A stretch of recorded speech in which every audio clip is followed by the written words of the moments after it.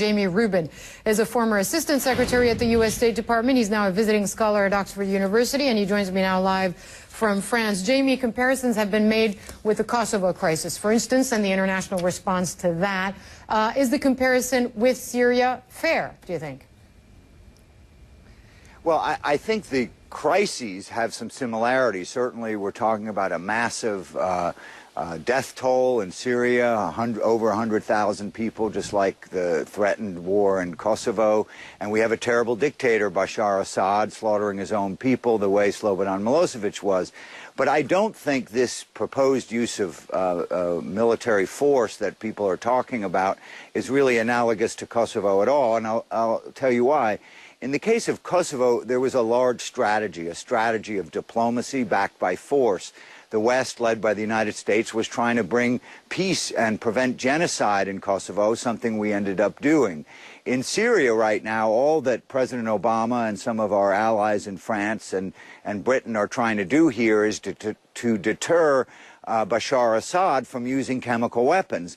But apparently they're not going to do very much if he continues to go about with the slaughter of his own people using conventional forces, long-range rockets, missiles, aircraft, helicopters, etc. So I think there is no large strategy in Syria, the way there was in Kosovo, to bring an end to the conflict, to bring peace.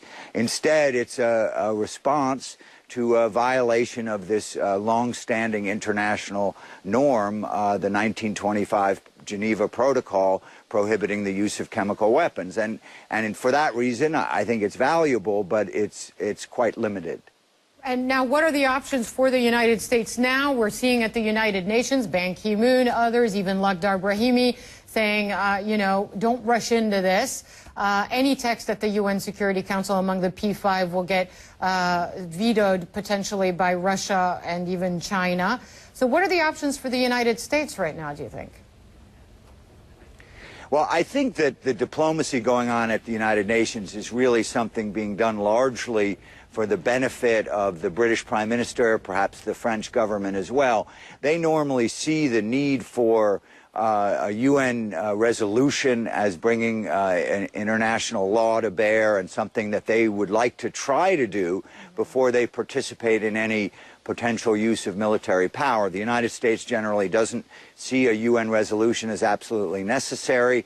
So my suspicion is that David Cameron and François Hollande in France have asked the president to work with them to try to see whether a UN resolution is possible, knowing full well that it's not very likely and that in the end it will be withdrawn before a vote, because I think it would be particularly dumb diplomatically to go through with an actual vote on a resolution in which it's voted down by Russia and China.